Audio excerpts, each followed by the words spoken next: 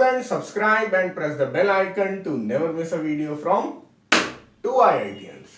शुरू करते हैं मेंसुरेशन। देखिए कई शेप्स होते हैं, हम लोग सबसे बेसिक शेप से शुरू करते हैं और जैसे ही मैं बनाऊंगा आप बताएंगे मुझे कि उसका नाम क्या है। ओके ठीक है, एक ये बनाया मैंने, एक ये बनाया, एक ये बनाया और एक और, ऐसा सब में अंतर है। इसका नाम है, बोलिए, पॉइंट। Very good, point. इसका नाम है लाइन सेगमेंट, इसका नाम है रे और इसका नाम है लाइन। ठीक है, लेंथ 0, पेरीमीटर 0, एरिया 0। लेंथ जो भी है, अगर एल लेंथ है तो एल ले लेते हैं। ठीक है, कुछ भी लेंथ हो सकती है, L can be variable, but line segment has a finite length. अब उसके बाद पेरीमीटर इसका 0, एरिया इसका 0। रे जो होते हैं, इसका जो लेंथ है वो इनफाइनाइट है, इसकी भी लेंथ इनफाइनाइट है, और पेरीमीटर 0 और एरिया 0। Perimeter 0, area 0। ठीक है, तो ये बहुत ही बेसिक शेप्स हैं। आगे जो शेप आएंगे वो इन्हीं से मिलकर बनेंगे, कई लाइन सेगमेंट मिलकर एक क्लोज्ड शेप बनाएगा। अब जब हम लोगों ने लाइन सेगमेंट पढ़ लिया, रे पढ़ लिया, तो देखिए हम लोग एंगल बनाते हैं। किसी से भी बोलो तो एंगल वो इस तरह बना देता है और यहाँ पे थीटा लिख देता है, पर थोड़ा सा गलत होता है ऐसा बनाना। आपको कभी भी एंगल बनाना हो तो आप ये एरोज भी बनाइए, बिकॉज एंगल कभी भी बनाया जाता है तो ये माना जाता है ये इनकी लेंथ इनफाइनाइट होती है, यानी कि दो रेज के बीच में हम लोग एंगल ड्रॉ करते हैं। और यहाँ पे एंगल की कोई लेंथ की हम लोग बात कर ही नहीं पाएंगे, पेरीमीटर की भी बात नहीं कर पाएंगे, एरिया की भी बात नहीं कर पाएंगे। मैं ये नहीं कह रहा हूं कि एंगल का लेंथ, पेरीमीटर या एरिया तीनों 0 होते हैं। एक्चुअली क्या है, एरिया के लिए क्लोज्ड फिगर होना चाहिए, पेरीमीटर के लिए भी एक क्लोज्ड फिगर होना चाहिए। ये कैसा है, एक ओपन फिगर है। और लेंथ की भी हम लोग बात नहीं कर पाएंगे क्योंकि यहाँ पे दो चीजें है ना, दो रे हैं, तो दोनों की लेंथ इनफाइनाइट है, so we will not be able to discuss anything about the length. लेकिन अब शेप जो आ गया अगला, वो हो गया ट्रायंगल। जैसे ही मैंने ट्रायंगल बोला, हाँ तो आप बोले ये तो मुझे मालूम है। अब यहां पर एक लेंथ नहीं होगी, यहां पे कितनी लेंथ होंगी, 3 लेंथ होंगी, ए बी सी। ठीक है, उनको बना देते हैं ए बी सी। इस बार पहली बार कोई ऐसा शेप हम लोग बना पाए अभी तक जो एक क्लोज्ड फिगर है। जब भी कोई क्लोज्ड फिगर होगा तो उसके पेरीमीटर या एरिया की हम लोग बात कर पाएंगे।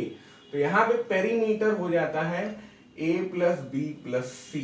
लेकिन एक और फॉर्मूला जो इंपॉर्टेंट फॉर्मूला होता है वो होता है सेमी पेरीमीटर, छोटा एस। छोटा एस होता है, वो होता है a plus B plus c divided by 2। कोई पेरीमीटर को रिप्रेजेंट करता है, तो this is perimeter and this is semi perimeter. मैं लिख देता हूं दोनों नाम। So we are more interested in the semi perimeter, क्योंकि सेमी पेरीमीटर जो है अंत में हमें एरिया निकालने में मदद करेगा। ठीक है, तो जो कोई भी जनरल ट्रायंगल है, जनरल ट्रायंगल मतलब किसी कैसा भी है, तीनों एंगल्स कैसे भी हैं और तीनों साइड्स में कोई रिलेशन ना हो, बिल्कुल कहीं पे भी 90 डिग्री ना हो, तब हम कौन सा फॉर्मूला लगाएंगे, the formula which will always work, s in area is equal to under root of s into s minus a s minus b s minus c. ये फॉर्मूला हमेशा काम करेगा, ट्रायंगल आपका कितना भी बुरे शेप में हो और कितना ही बदसूरत क्यों ना हो, प्लीज कॉपी। लेकिन ट्रायंगल कई टाइप के होते हैं और टाइप ऑफ ट्रायंगल्स के बदलने से फॉर्मूला ऑफ ट्रायंगल्स भी चेंज होता रहता है, तो उसे हम लोग अपने फॉर्मूले में, अपने कंसिडरेशन में लेंगे। अभी फिलहाल आप इतना नोट डाउन करिए। ट्राइंगल्स के फॉर्मूलों को हम लोग ने एक बार फिर से लिखा। ओके, तो एक्यूट एंगल ट्राइंगल ऐसा होता है जिसके तीनों ही एंगल्स, मैं नाम दे रहा हूं ए बी सी, तीनों ही एंगल लेस देन 90 डिग्री होते हैं। मतलब कि कोई भी एंगल ग्रेटर देन 90 डिग्री या इक्वल टू 90 डिग्री नहीं होता है। और राइट एंगल ट्राइंगल ऐसा होता है जिसमें कोई एक एंगल 90 डिग्री होता है। जो हमने बनाया है वहां पे ये बी 90 डिग्री है। कोई इसका नाम सी भी दे सकता है, ए भी दे सकता है, कोई भी नाम दे सकता है। और ऑब्ट्यूज एंगल ट्राइंगल ये होता है वहां पे कोई एक एंगल ग्रेटर देन 90 डिग्री होता है। होपफुली आप लोगों को ये बात पता है कि हमेशा किसी भी तरह का ट्राइंगल हो, every kind of triangle satisfies this condition, a plus b plus c is equal to 90 degree. तो अब कोई एग्जाम्पल अगर हम लोग देते हैं एक्यूट एंगल ट्राइंगल का, तो आप लिख सकते हैं कि ये 50 डिग्री है, ये 60 डिग्री है और ये 70 डिग्री है। This is just a random example, you can come up with infinite examples. ठीक है ना, कि अगर आपसे पूछे कि हाँ what is the number of acute angle triangles, तो एक्यूट एंगल ट्राइंगल्स इनफाइनाइटली बन सकते हैं ना, क्योंकि आप एक एक डिग्री चेंज करते रहे, फिर हाफ हाफ डिग्री चेंज करते रहे, तो बहुत सारे ट्राइंगल बन जाएंगे। राइट एंगल ट्राइंगल भी इनफाइनाइटली नहीं बनेंगे, बस उसमें क्या होगा, ये 90 होगा, ये दोनों एंगल बदलते रहेंगे, चेंज होते रहेंगे। इसमें राइट एंगल ट्राइंगल में ये ध्यान रखिएगा कि ये अल्फा होता है, ये 90 होता है, तो हमेशा ये 90 माइनस अल्फा हो जाता है। आप थीटा लिखें तो वो 90 माइनस थीटा हो जाता है। ये कंडीशन हमेशा राइट एंगल के हिसाब से सेटिस्फाई करती है। और फिर आ गया ऑब्ट्यूज एंगल ट्राइंगल, तो उसमें कोई एक एंगल ग्रेटर देन 90 डिग्री हो जाता है। तो हम ग्रेटर देन 90 डिग्री वाले को मान लीजिए ये हमने 100 डिग्री ले लिया और ये हम लोगों ने 20 डिग्री ले लिया, तो ये वाला हो जाएगा 60 degree. This is just a random example. So infinitely many acute angle, infinitely many right angle and infinitely many obtuse angle triangles are possible. और क्योंकि इनके एंगल्स अलग अलग हैं, तो इसका मतलब ये साइड लेंथ्स भी यहां पे अलग अलग होगा। तो चाहे कोई भी तरह का ट्राइंगल हो, एंगल के हिसाब से कैसा भी ट्राइंगल का वेरिएशन हो, हम लोग तीनों में, या इस बार मैंने गड़बड़ कर दिया, फिगर यहां की जगह यहां बना दिया, बट कोई बात नहीं, तीनों में ही हम लोग क्या करेंगे, लेंथ एबीसी ही मान लेंगे, है ना। यहाँ पे भी आप एबीसी लेंथ मान लीजिए, यहाँ पे भी आप एबीसी लेंथ मान लीजिए, यहाँ पे भी आप एबीसी लेंथ मान लीजिए। Perimeter will be same and area will be same, तो कोई चेंज यहाँ पे नहीं आएगा। लेकिन राइट एंगल ट्राइंगल में एक स्पेशल केस हम लोग बना सकते हैं। राइट एंगल ट्राइंगल में ये वाला एरिया भी काम आएगा, ऐसी बात नहीं है। ये वाले एरिया से भी आप एरिया निकाल लीजिए अगर तीनों साइड से आपको पता है तो। राइट एंगल ट्राइंगल में क्या होगा, अच्छा इसमें एक और बात याद रखिएगा, एंगल ए के सामने वाली साइड को हम लोग ए बोलते हैं, लेंथ ए। एंगल बी के सामने वाली साइड को हम लोग बोलते हैं लेंथ बी, और एंगल सी के सामने वाली साइड को बोलते हैं लेंथ सी। तो अगर ये ट्राइंगल में बेस ए है और हाइट सी है, तो हम लोग इसका एरिया एक दूसरे तरीके से बोल सकते हैं, area is equal to half base a multiplied by height c. ठीक है, हाफ बेस इंटू हाइट, ये भी फॉर्मूला इक्वली वैलिड है। इनफैक्ट जब भी राइट एंगल ट्राइंगल होगा तो वो लोग क्या करेंगे, आपको 90 डिग्री दे देंगे और आपको दो ही इंफॉर्मेशन देंगे। और कभी कभी क्या होगा कि ये और ये भी अगर दे दिया और राइट एंगल ट्राइंगल है, तो आप क्या करेंगे, पाइथागोरस थ्योरम लगा देंगे। जिस तरह से मैंने यहां पे डायग्राम बनाया है, यहां पे पाइथागोरस में क्या होगा, a square plus c square is equal to b square. मैंने जानबूझ के अलग नोटेशंस लिए हैं ताकि आप उसे समझ पाए। जो चीज आप शुरू से याद करते रहे, बिल्कुल उसी पे ब्लाइंडली डिपेंडेंट ना रहे। A square plus c square is equal to b square. Pythagoras का मतलब क्या था? Base square plus height square is equal to hypotenuse square. Base square plus hypotenuse base square plus perpendicular square is equal to hypotenuse square. तो इस चीज का भी use यहां पे होगा। तो जो राइट एंगल ट्राइंगल है वो थोड़ा सा ज्यादा इंफॉर्मेशन लेके आएगा, और जहां इंफॉर्मेशन नहीं है जैसे कि ऑब्ट्यूज एंगल ट्राइंगल और एक्यूट एंगल ट्राइंगल, तो ऐसे सिचुएशंस में हम लोग क्या करेंगे, यही फॉर्मूले को रेप्लिकेट कर देंगे, यही फॉर्मूले को रेप्लिकेट कर देंगे। यहां पे भी आपको अगर पेरीमीटर लेना है तो a प्लस बी प्लस सी ले सकते हैं, या सेमी पेरीमीटर को इसी तरह ले सकते हैं। मैं ऐसा यहां पर बिल्कुल नहीं बोल रहा हूं कि केवल एंगल B ही 90 डिग्री से ज्यादा होगा या केवल एंगल B 90 डिग्री होगा। आप तो नाम रख सकते हैं, आप A B C ऐसे नाम रख दें, इसका नाम C भी आप दे सकते हैं, है ना। तो any one angle will be 90 degree, any one angle will be greater than 90 degree. आप खुद ही देखिए, अगर एक एंगल 90 डिग्री हो जाएगा तो बाकी दोनों का सम 90 डिग्री होना पड़ेगा, तभी तो 180 की कंडीशन फॉलो होगी। तो अगर ये भी 90 ये भी 90 है तो फिर C तो 0 डिग्री हो गया, तो ट्राइंगल ही पॉसिबल नहीं होगा जब कोई एंगल 0 डिग्री हो जाएगा। तो only one angle is greater than 90 degree, only one angle is equal to 90 degree, all the angles are less than 90 degree. Copy कर डालिए, बहुत बेसिक चीजें हो रही हैं।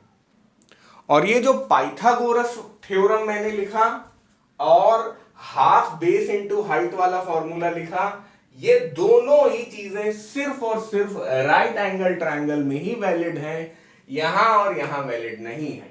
तो यहां क्या करेंगे, ये वाला एरिया, यहां क्या करेंगे, ये ही वाला एरिया। जब कुछ ना समझ में आए तो ये फॉर्मूला आप हमेशा अप्लाई कर सकते हैं, ये वाला फॉर्मूला यहां भी अप्लाई होगा। तो तीन और तरह के ट्राइंगल्स आ गए, ध्यान रखिएगा। पिछली बार जो आपने ट्राइंगल लिखे एक्यूट, ऑब्ट्यूज और right angle triangle, they were based on angle. अब तीन मैंने और लिखे, स्केलिन, आइसोसेलेस और equilateral, they are based on length of side. थोड़ी देर और वेट करिए और समझ में आएगा। स्केलिन ट्राइंगल कैसा भी होगा, टेढ़ा मेढ़ा, तीनों साइड्स जो होंगी वो अलग अलग होंगी। आइसोसेलेस ट्राइंगल कैसा होगा, उसका बेस तो अलग होगा बट दो साइड्स एक जैसी होंगी। और इक्विलेटरल ट्राइंगल बहुत ही सुंदर होगा, तीनों साइड उसकी सेम होंगी, ठीक है। All the sides are equal, two sides are equal, one side is equal ये नहीं बोल सकते, नो साइड आर इक्वल, है ना। Scalene triangle no sides are equal. अच्छा, तो यहां पे लेंथ अलग अलग लिखने पड़ेंगी, ए बी सी, यहां पे लेंथ लिखेंगे ए ए बी, और यहां पे लेंथ लिखेंगे ए ए ए। लेंथ ऑफ साइड्स है, लेंथ ऑफ ट्राइंगल कुछ नहीं होता बच्चों, हमेशा length of sides of triangle होता है, याद रखिएगा। अब पेरीमीटर जो है यहां पे ऐसे ही चल जाएगा, पेरीमीटर तो नाम यहां तो स्केलिन में सेम ही चल जाएगा। यहां पे आप पेरीमीटर ले सकते हैं ए प्लस सी डिवाइड, है ना, और यहां पे पेरीमीटर लिख सकते हैं आप ए प्लस ए। तो और अच्छा होगा कि आप 3a लिख दें, यहां पे और अच्छा होगा आप 2a प्लस सी लिख दें। यहां पे सेमी पेरीमीटर अगर निकालना चाहते हैं डिवाइडेड बाय 2 कर दीजिए, यहां पे सेमी पेरीमीटर निकालना चाहते हैं 3a डिवाइडेड बाय 2 कर दीजिए। और यहां पर स्केलिन ट्राइंगल में सेम ही एरिया उतर आएगा। आइसोसेलेस ट्राइंगल में भी आप सेम एरिया उतार सकते हैं। एक और तरीका होता है आइसोसेलेस ट्राइंगल का एरिया निकालने का, अभी मैं चाहूंगा आपके सामने वो करूं। देखिए, सबसे पहले तो इधर मेन अपनी टेबल खराब नहीं करते हैं। सबसे पहली बात तो अगर आप आइसोसेलेस ट्राइंगल ले रहे हैं, ये ए है, ये ए है, ये यहां से परपेंडिकुलर आप ड्रॉप करेंगे तो ये b/2 हो जाएगा और ये भी b/2 हो जाएगा। इस जगह इस ट्राइंगल में आप पाइथागोरस अगर ले लीजिए इस ट्राइंगल में, तो इस परपेंडिकुलर का आप नाम लिख लीजिए हाइट। h। तो आप इस रेड ट्राइंगल में कहेंगे h स्क्वायर प्लस b/2 का whole square is equal to a square. अब आप h इज इक्वल टू बोल सकते हैं a square minus B square by 4 का अंडर रूट। ठीक है, ये हाइट हो गई। अब आपको इसका एरिया निकालना है तो आप क्या कहेंगे, half base multiplied by height. सबसे बढ़िया तरीका यही होगा किसी भी ट्राइंगल का निकालने का। ठीक है, हाँ। तो अब यहां पे आप क्या कर सकते हैं, area is equal to half base क्या है, बी है, और हाइट क्या है, under root A square minus B square divided by 4। तो ये भी कुछ लोग फॉर्मूला कहते हैं। अच्छा, एक चीज मैं बताना भूल गया, किसी भी जनरल ट्राइंगल में, जैसे राइट एंगल ट्राइंगल में हम लोग ने क्या किया, राइट एंगल ट्राइंगल में हम लोगों ने ये हाइट ले ली और ये बेस ले लिया और लिख दिया कि area is equal to half base into height. आप कैसा भी ट्राइंगल ले लीजिए, अगर आप उसकी ये वाली परपेंडिकुलर हाइट देख लेते हैं, अपोजिट जो वर्टेक्स है, कैसा भी टेढ़ा मेढ़ा ट्राइंगल है, अपोजिट वर्टेक्स से आप नीचे तक परपेंडिकुलर ड्रॉ कर पा रहे हैं और उसकी हाइट आपको मालूम है। अब देखिए बेस इतना नहीं रहा, अब ये पूरा बेस हो गया। ठीक है, तब भी हाफ बेस इंटू हाइट आपका किसी जनरल ट्राइंगल में भी ट्रू होगा। किसी जनरल ट्राइंगल में हाफ बेस इंटू हाइट सही होगा, किसी जनरल ट्राइंगल में s into s minus a, s minus b, s minus c सही होगा। बट पाइथागोरस सिर्फ राइट एंगल ट्राइंगल में करेक्ट होगा। अच्छा, अब आइसोसेलेस में ये वाला उठा के हम लोग लिख सकते हैं, तो अच्छे से लिख देते हैं इसे। हाँ, b/2 मल्टीप्लाइड बाई 1/2 में b मल्टीप्लाई हुआ, b/2 लिख दिया, a square minus B square by 4। अच्छा, यहां पे a b था तो a b लिख दो, यहां पे a c भी आप लिख सकते हैं, कोई प्रॉब्लम नहीं है, लेकिन जो साइड्स लेके चल रहे हैं उसी के टर्म्स में आपका पेरीमीटर, उसी के टर्म्स में आपका एरिया आना चाहिए।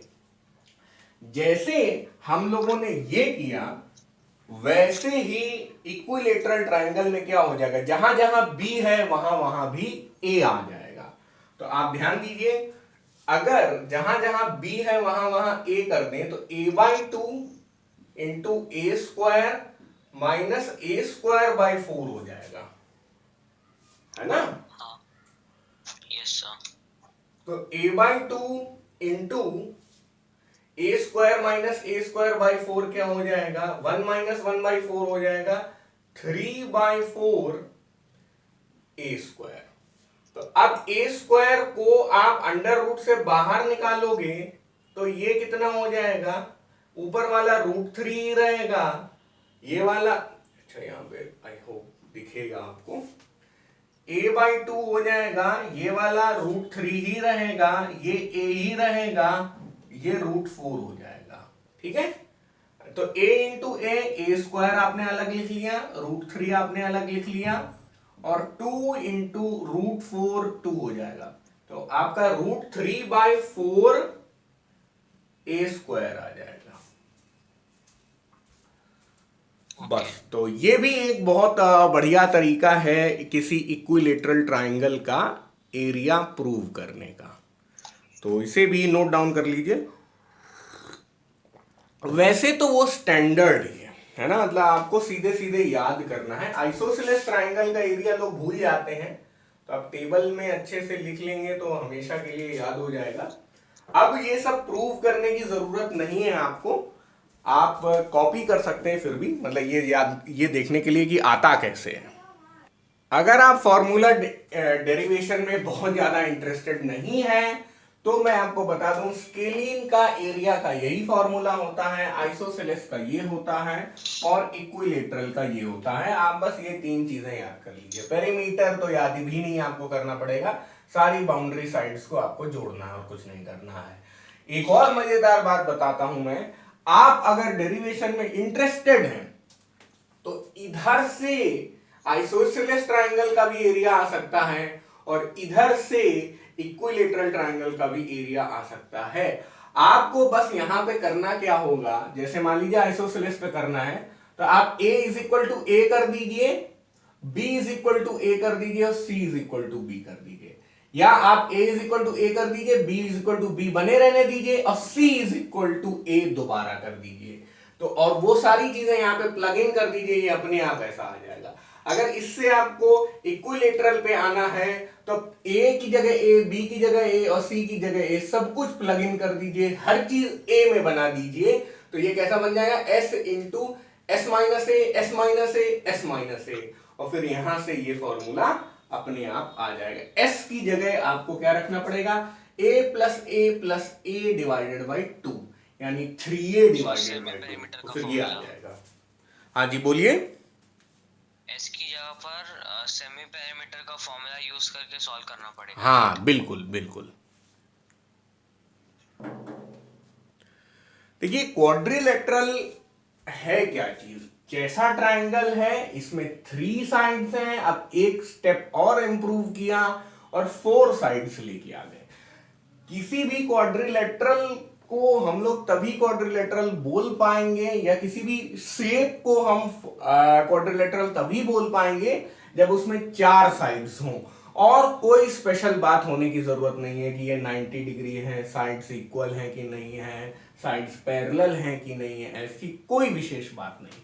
और जैसे जैसे विशेषताएं आती जाती हैं तो वो चीज क्वाड्रिलेटरल तब भी रहती है लेकिन नए नाम मिल जाते हैं। जैसे कि ऑपोजिट साइड्स अगर पैरेलल हैं तो पैरेललोग्राम, अगर चारों एंगल 90 डिग्री हैं तो रेक्टेंगल, अगर चारों एंगल 90 डिग्री हैं और उसके साथ साथ चारों साइड्स भी इक्वल हैं तो स्क्वायर, अगर सिर्फ 2 ऑपोजिट साइड्स पैरेलल हैं तो ट्रेपीजियम, अगर इसके डायगोनल्स 90 डिग्री पे इंटरसेक्ट कर रहे हैं तो रोम्बस। इस तरह की बातें आएंगी।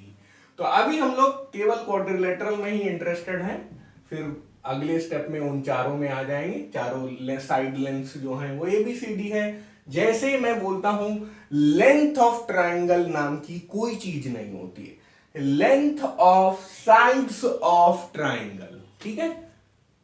तो मैं यहां पे लिख ही देता हूं, length of sides of triangle, length of sides of quadrilateral, ठीक है। उसी तरह length of sides of quadrilateral होगा, लेकिन लेंथ ऑफ क्वाड्रिलेटरल नाम की कोई चीज नहीं होती। पेरीमीटर कोई बड़ी बात नहीं है। अब हम लोग सेमी पेरीमीटर में ज्यादा इंटरेस्टेड नहीं है, a plus B plus C plus D, ठीक है। अब एरिया निकालना यहां पे काफी कॉम्प्लिकेटेड हो सकता है, लेकिन अगर हम लोग थोड़ा सा दिमाग लगाएं और हम लोग क्या करें, ए बी और इन्हें कनेक्ट कर दें और इस साइड का नाम दे दें, छप्पी तो पेरीमीटर हो जाएगा, इस साइड का नाम दे दें एल। साइड क्या, ये तो डायगोनल हो गया, आगे हम लोग डायगोनल भी पढ़ेंगे। तो इस डायगोनल का नाम दे दें एल, और उसे भी हम लोगों ने किसी तरह कैलकुलेट कर लिया, या मान लीजिए वो गिवन था। तब हम लोग क्या करेंगे, A1 निकाल लेंगे, S into s minus a, s minus B और एस माइनस एल। हम लोग क्या करेंगे, एक ट्रायंगल का एरिया निकाल लेंगे और ये S1 लिखेंगे, क्योंकि S1 हम लोग कैसे निकालेंगे, ए बी और एल की तरह। S1 is equal to A plus B plus L divided by 2। उसी तरह S2 हम लोग क्या करेंगे, A2 निकाल लेंगे, S2 माइनस S2 माइनस, ठीक है। और क्या करेंगे, CDL कर देंगे, यहां पे कर देंगे CDL। आई बात समझ, ट्रिक लगा दी हम लोग ने, दिमाग लगा दिया कि area is equal to sum of 2 triangles. Area of a quadrilateral is equal to sum of the areas of 2 triangles which are embedded in that quadrilateral. तो थोड़ा सा अकल से हम लोगों ने काम ले लिया, और इन दी एंड जो हमारा आंसर होगा वो a is equal to A1 plus A2 हो जाएगा, जो आपके सामने यहां दिखाई दे रहा है। ठीक है, और S2 भी लिख लेंगे यहां पे, कैसे? ABL लिख लिया है, यहां पे CDL लिख लेंगे, डिवाइडेड बाय 2 कर देंगे। ओके। चलिए, अब हम लोग जो क्वाड्रिलेटरल है उसके कुछ स्पेशल केसेस करेंगे।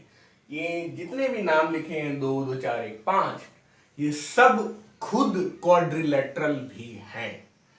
Every rectangle is a quadrilateral, but not every quadrilateral is a rectangle. इस तरह से हम सबके लिए ये बात आप कह सकते हैं।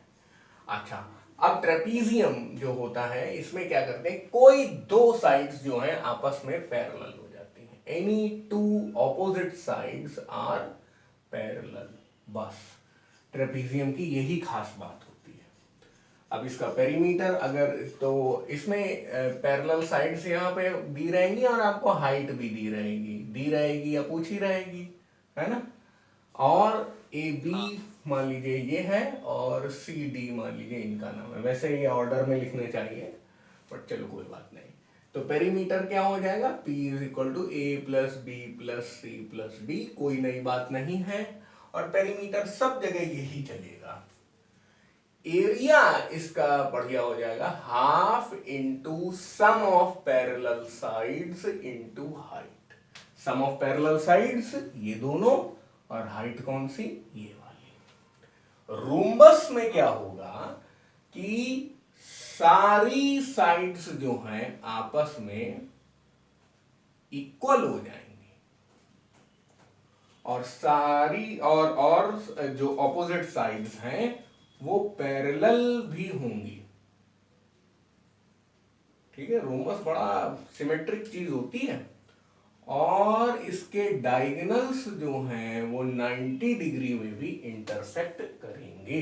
तो रोम्बस में बहुत सारी विशेषताएं, बट याद रखिएगा कि ये एंगल 90 डिग्री नहीं है।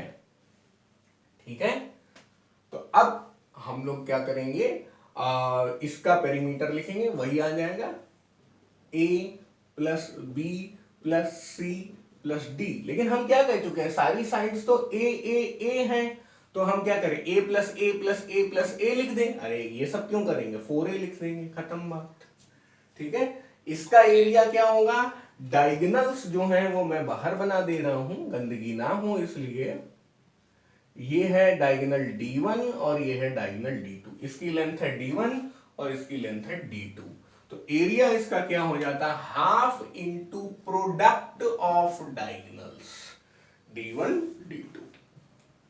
अब पैरेललोग्राम में क्या होता है कि वो भी रोम्बस जैसा ही होता है, बट ऑपोजिट साइड्स जो हैं वो पैरेलल होती हैं और इक्वल नहीं होती हैं, मतलब एडजेसेंट साइड्स इक्वल नहीं होती। ये अगर ए और ए है तो ये दोनों बी और बी हो जाते हैं, है ना। इसमें चारों इक्वल हैं, लेकिन यहां पे ऑपोजिट वाली ही इक्वल है। ठीक है, तो यहां पे पेरीमीटर क्या हो जाएगा, 2A प्लस 2B, है ना, 2 बार A और 2 बार B। यहां पे एरिया बड़ा इंटरेस्टिंग होगा, बेस इंटू हाइट, हाफ नहीं, हाफ बिल्कुल नहीं, ये हाइट है और एरिया हो जाएगा यहां पे base multiplied by height. Base क्या है, ये वाला, और हाइट क्या है, ये वाला। रेक्टेंगल तो सब कुछ जानते ही हैं आप, रेक्टेंगल तो बहुत छोटी क्लास से पढ़ रहे हैं, 6th क्लास से पढ़ रहे होंगे। रेक्टेंगल में ये भी एंगल 90 डिग्री होता है, और ऑपोजिट साइड्स पैरेलल होती हैं, ऑपोजिट साइड्स पैरेलल होती हैं। ए बी बी, पेरीमीटर वही हो जाएगा 2A प्लस 2B, जिसको हम लोग ऐसे लिख देते हैं 2A प्लस बी। मर्जी है, आप यहां पे भी 2A प्लस बी लिख लीजिए, कोई दिक्कत नहीं है। एरिया यहां पे बेस इंटू हाइट हो जाएगा। देखो, बेस इंटू हाइट, जिसको आप बोलते हैं लेंथ इंटू ब्रेथ, है ना, एक ही बात है। अब स्क्वायर में क्या हो जाएगा, अच्छा रेक्टेंगल में एक ही 90 डिग्री नहीं होते, सब 90 डिग्री होते और इनके डायगोनल्स जो होते हैं वो इक्वल होते हैं। इनके डायगोनल्स अनइक्वल होते हैं, इनके डायगोनल्स अनइक्वल होते हैं। स्क्वायर सबसे ज्यादा सुंदर है, सबसे ज्यादा सिमेट्रिक है। जितनी सिमेट्री आती जाती है किसी भी चीज में या किसी भी व्यक्ति में, उतनी सुंदरता बढ़ती जाती है। तो all the sides are equal, all the four angles are 90 degree, opposite sides are parallel, both the diagonals are equal। तो यहां पे पेरीमीटर क्या हो जाएगा 4 टाइम्स a, और एरिया क्या हो जाएगा a मल्टीप्लाइड बाय a, यानी कि a स्क्वायर। इसी को साइड स्क्वायर भी बोल सकते हैं, ठीक है। तो अब देखिए, आप अगर करना चाहें कि स्क्वायर के एरिया में ये वाला फॉर्मूला लगा दें, ठीक है, तो चलो करते हैं कुछ खुराफात। Half into sum of parallel sides multiplied by height, तो ये क्या हो जाएगा half into 2a into a, 2 cut गया, देखो ये तब भी a स्क्वायर आ गया। समझ में आया? तो all the squares are also trapezium, but not all the trapeziums are square। आप स्क्वायर में ये वाला फॉर्मूला लगाएं, ये वाला फॉर्मूला लगाएं, ये वाला फॉर्मूला लगाएं, ये वाला फॉर्मूला लगाएं, हर बार वही आएगा, ठीक है। तो बस यहां पे आप जब नोट करिएगा बच्चों, तो पैरेललोग्राम को ऊपर लिखिएगा और रोम्बस को नीचे लिखिएगा, क्योंकि पैरेललोग्राम का स्पेशल केस है रोम्बस, ठीक है। तो बस इसे आप इंटरचेंज कर दीजिए इन दोनों को। तो जैसे जैसे प्रॉपर्टीज बढ़ती जा रही है, शेप और ज्यादा ब्यूटीफुल होता जा रहा है। जैसे कि ये मतलब एक क्वाड्रिलेटरल है, सॉरी, सबसे ऊपर जो लिखा है वो बना है वो एक क्वाड्रिलेटरल है, और क्वाड्रिलेटरल का स्पेशल केस हो गया ट्रेपीजियम, स्पेशल केस हो गया रोम्बस, पैरेललोग्राम, रेक्टेंगल और स्क्वायर। तो जो क्वाड्रिलेटरल था उसमें कोई विशेष बात नहीं थी। फिर क्वाड्रिलेटरल में थोड़ी सी विशेष बात आई, कोई दो साइड्स पैरेलल हो गए, ट्रेपीजियम हो गया। क्वाड्रिलेटरल में और विशेष बात आई, दो साइड्स इधर वाली भी पैरेलल है और इधर वाली भी पैरेलल है, तो पैरेललोग्राम हो गया। फिर क्वाड्रिलेटरल में पैरेललोग्राम वाली प्रॉपर्टीज तो आई ही, साथ में सारी साइड्स इक्वल हो गई, तो वो रोम्बस हो गया। फिर क्वाड्रिलेटरल से पैरेललोग्राम में आए और पैरेललोग्राम में सारी साइड्स जो थी वो चारों साइड्स में ऑपोजिट वाली पैरेलल तो थी ही, और साथ साथ में 90 डिग्री भी हम लोगों ने मेंटेन कर दिया। तो हम लोग कहां पे आ गए, रेक्टेंगल में आ गए। फिर तो एक तरीके से यहां से पैरेललोग्राम में आए, रोम्बस में आ गए, यहां से पैरेललोग्राम में आए, रेक्टेंगल में आ गए, यहां से रेक्टेंगल में आ गए, स्क्वायर में आ गए, है ना। और कोई चाहता तो रोम्बस से डायरेक्टली स्क्वायर में भी आ जाता। तो इस टेबल को आप अच्छे से नोट करिए। आपके लिए काम का ये है कि आप सबके एरिया जरूर याद कर लीजिए। अब आ गए हम लोग सर्कल में। जैसे हम लोग पेरीमीटर बोलते थे वैसे ही हम लोग यहाँ पे सर्कमफेरेंस बोलेंगे, ठीक है।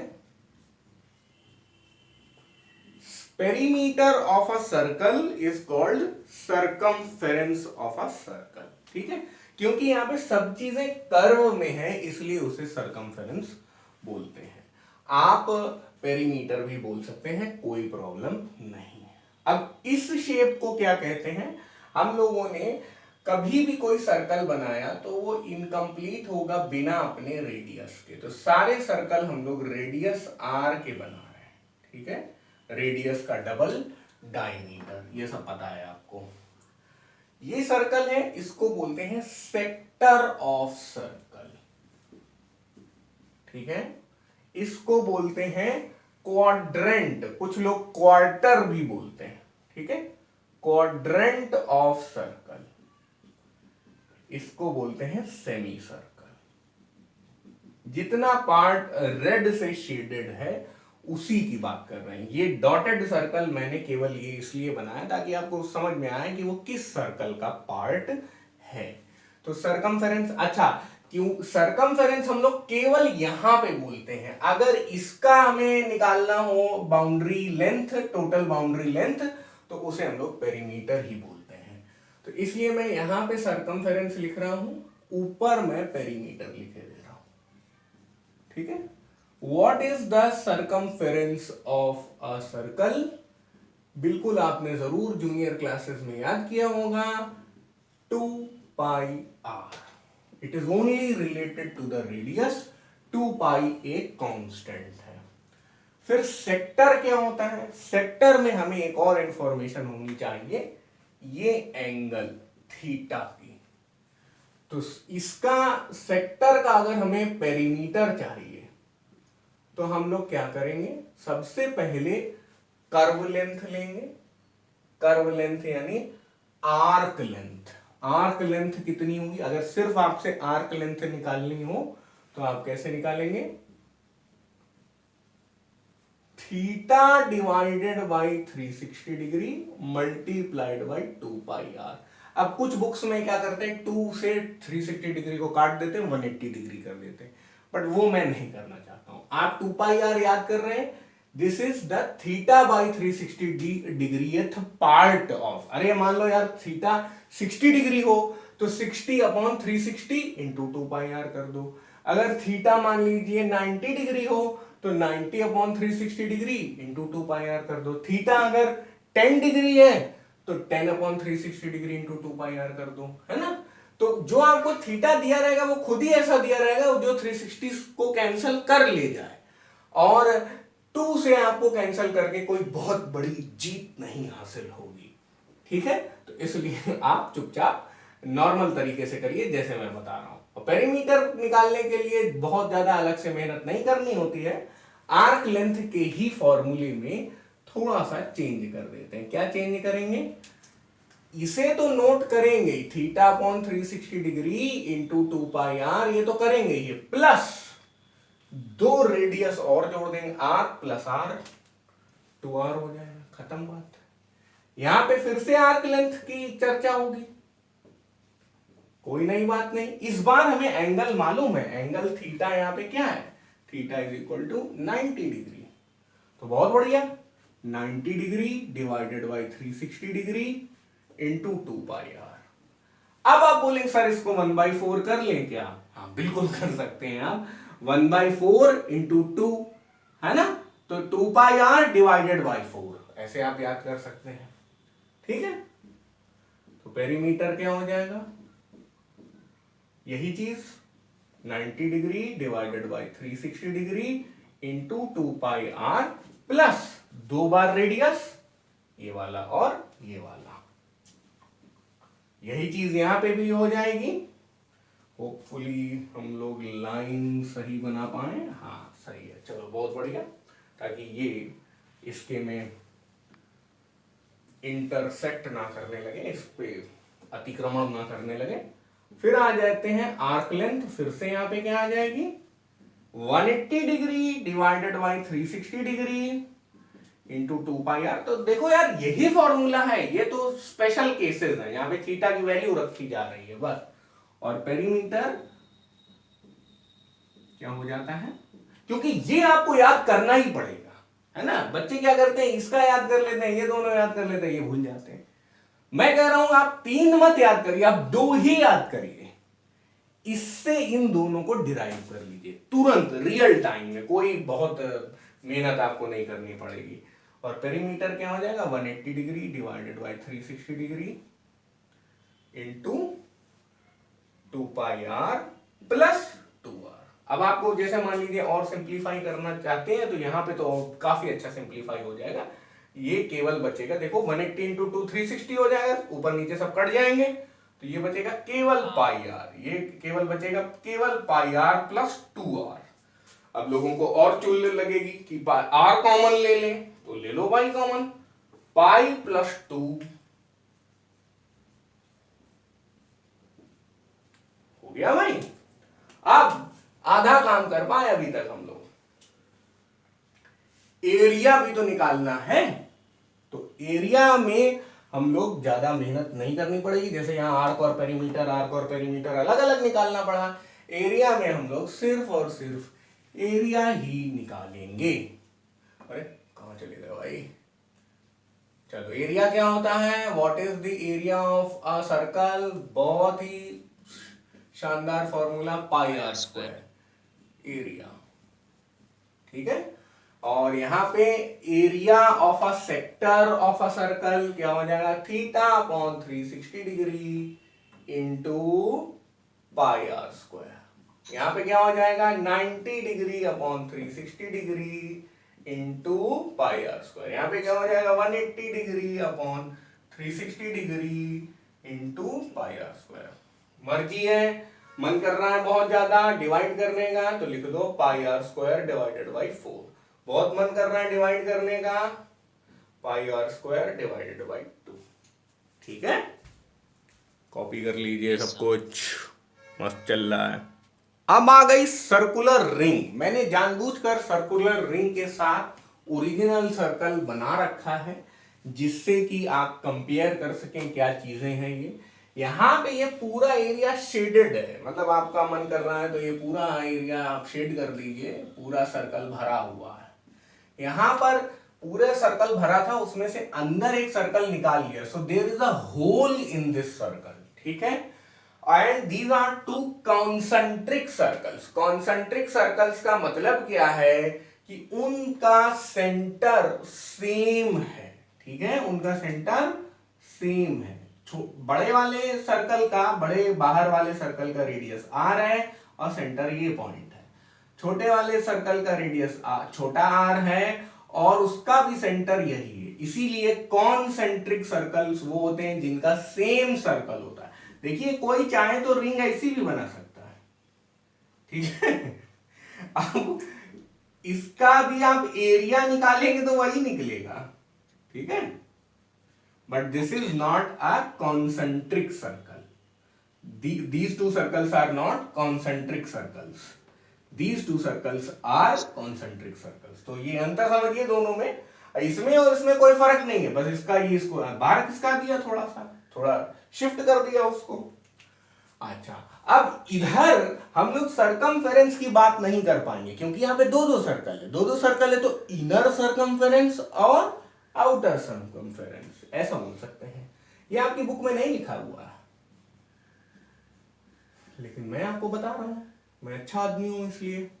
Inner circumference is equal to 2 pi छोटा आर, ऊपर जैसा ही। Outer circumference is equal to 2 pi बड़ा आर। ठीक है, तो दो फॉर्मूले हो गए यहाँ पे। सरकमफेरेंस एक नहीं है, दो तरीके के हैं, दोनों के अलग अलग फॉर्मूले।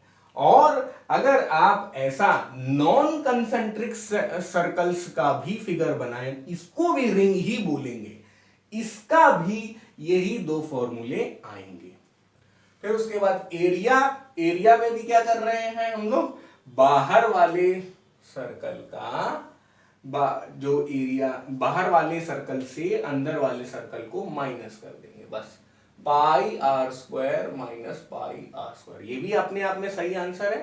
कुछ लोग इसे कॉमन ले लेते हैं, pi R square minus R square. कुछ लोग इसे ऐसे भी लिख लेते हैं, इसका भी कभी कभी फायदा होता है। ठीक है, तो तीनों एक ही चीजें हैं, कोई भी आप याद कर सकते हैं। मैं तो बोलूंगा कि सबसे अच्छा है कि आप सबसे बेसिक फॉर्मूला याद करिए, outer minus inner. Yes sir. सबसे पहले आप डिफरेंस समझ लीजिए कि सेक्टर और सेगमेंट में भाई डिफरेंस ही क्या होता है ना। इसमें ये पूरा एरिया लेते हैं, इसमें इस पूरे एरिया से एरिया ऑफ ट्राइंगल को हटा देते हैं, OAB को हटा देते हैं। ठीक है, तो for the same angle theta the area of sector is always greater than the area of segment if the radius is same। मतलब थीटा भी सेम है, रेडियस भी सेम है, तो सेक्टर का एरिया सेगमेंट के एरिया से हमेशा ज्यादा होगा। इनफैक्ट आप कह सकते हो इन दो डायग्राम्स में area of sector is equal to area of segment plus area of triangle O A B. कौन सा ट्रायंगल? ये ओ ए बी। ठीक है, इस चीज को हम लोग यूज करेंगे। जो नीचे ज्ञान हम लोग ने अलग से लिख दिया, इसका इस्तेमाल थोड़ी ही देर में आएगा। अब आ जाते हैं आर्क लेंथ और पेरीमीटर में। देखिए सेम रेडियस है, तो चाहे सेक्टर का आर्क लेंथ हो और चाहे सेगमेंट का आर्क लेंथ हो, वो यही होगा। सेम रेडियस है, सेम थीटा है, आर्क लेंथ भी सेम होगा। कितना? Theta upon 360 degree. लेंथ की बात कर रहे हैं तो 2 पाई आर से मल्टीप्लाई होगा। Theta upon 360 degree 2 pi R. Perimeter यहां पे हम लोग कर चुके हैं। अगर सेक्टर की बात करें तो 2 पाई आर ये तो होगा ही, और 2 आर अलग से ऐड हो जाएगा, है ना, क्योंकि आपने पेरीमीटर निकालने में आर्क लेंथ में ये 2 आर ऐड कर दिए। सेगमेंट के पेरीमीटर में ये आर्क लेंथ निकालेंगे और ये लेंथ ऐड करेंगे। तो ये लेंथ ऐड करने के लिए इसमें अगर आपको दी हुई होगी तो सीधे कर लेंगे, और अगर नहीं दी होगी तो पाइथागोरस वगैरह से कैलकुलेट करके कर देंगे, बट कर देंगे। इसमें एक बात और याद रखिएगा कि अगर यहां से कोई परपेंडिकुलर ड्रॉप की जाती है, ये 90 डिग्री बनती है, तो ये जो पॉइंट होता है M, ये मिड पॉइंट होता है AB का, और ये जो लाइन OM है, ये परपेंडिकुलर जो है वो थीटा को भी 2 इक्वल पार्ट्स में डिवाइड करती है। तो ये एक्चुअली सर्कल के थ्योरम से आता है, बट इस चीज का यूज हम लोगों को कभी ना कभी करना पड़ेगा। अगर हमें AB की लेंथ निकालने में पाइथागोरस की आवश्यकता पड़ी तो हम लोग क्या करेंगे? OM square plus AM square is equal to radius square, है ना, ऐसा कर सकते हैं। अच्छा, तो ये AB निकालना मतलब थोड़ा चैलेंजिंग होगा, ये बात सही है, but it will depend on the question. कभी कभी आपको डायरेक्टली दे दिया जाएगा तो कुछ कोई बात नहीं, और जब हमने मान लीजिए कि AM निकाल लिया तो AM का डबल कर देंगे तो अपन को AB मिल जाएगा, फिर हम लोग सीधा पटक देंगे। यहाँ पे एरिया निकालने में कोई समस्या नहीं है। Theta upon 360 degree into 2 pi R square, है ना, एरिया में तो पाई आर स्क्वायर लेते हैं। यहां पे एरिया निकालने में कोई दिक्कत नहीं होगी। Theta upon 360 degree into pi R square, ये तो उस सेक्टर का हो गया, है ना। अब हमें सेगमेंट का निकालना है, तो आप एरिया ऑफ ट्राइंगल OAB को इस तरफ ले लें तो सेक्टर माइनस ट्राइंगल हो जाएगा कि नहीं, वही हम लोग कर रहे हैं। Minus area of triangle OAB, ठीक है। तो बस आपको हो सकता है ट्राइंगल OAB का एरिया डायरेक्टली दिया हो, डायरेक्टली कर देंगे। नहीं दिया होगा तो लेंथ ऑफ AB दिया होगा, परपेंडिकुलर दिया होगा, हाफ बेस इनटू हाइट कर लेंगे। अगर वो भी नहीं दिया होगा तो थीटा दिया होगा, रेडियस दिया होगा, उधर से साइन थीटा कॉस थीटा करके कर लेंगे। डिपेंड करेगा कि प्रॉब्लम कैसी आ रही है।